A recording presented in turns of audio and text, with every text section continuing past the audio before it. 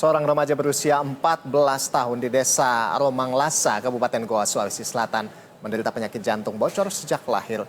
Akibat terhimpit kondisi ekonomi membuat orang tua remaja ini mengurungkan niat membawanya berobat ke rumah sakit.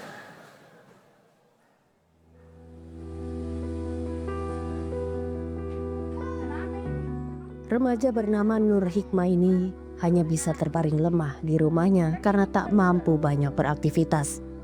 Setiap menggerakkan badannya, Nur Hikmah akan mengalami nyeri dan sakit di bagian dadanya.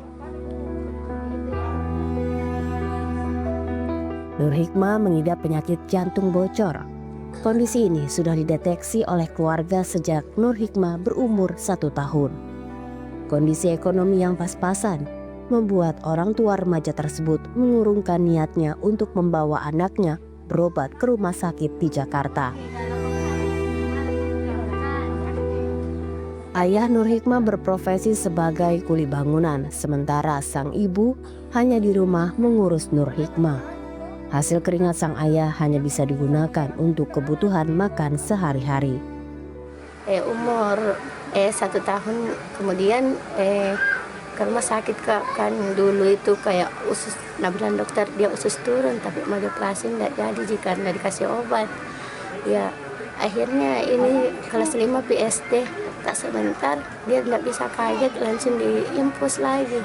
Jadi rumah sakit terus mau keliling, tapi bilang bisa aja yang gizi. Ternyata dirujuk ke rumah sakit Alia. Di situ dikasih sama dokter, dibilang ini anak tak bocor jantungnya.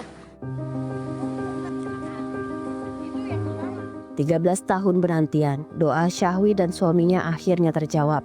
Kondisi Nur Hikmah yang semakin lemah ini akhirnya sampai ke Gubernur Sulawesi Selatan. Gubernur Sulawesi Selatan Andi Sudirman Sulaiman dibantu oleh Sentra Gaum Mabaji Kementerian Sosial Republik Indonesia turun langsung memberikan bantuan dengan membawa Nur Hikmah ke rumah sakit di Jakarta untuk dioperasi.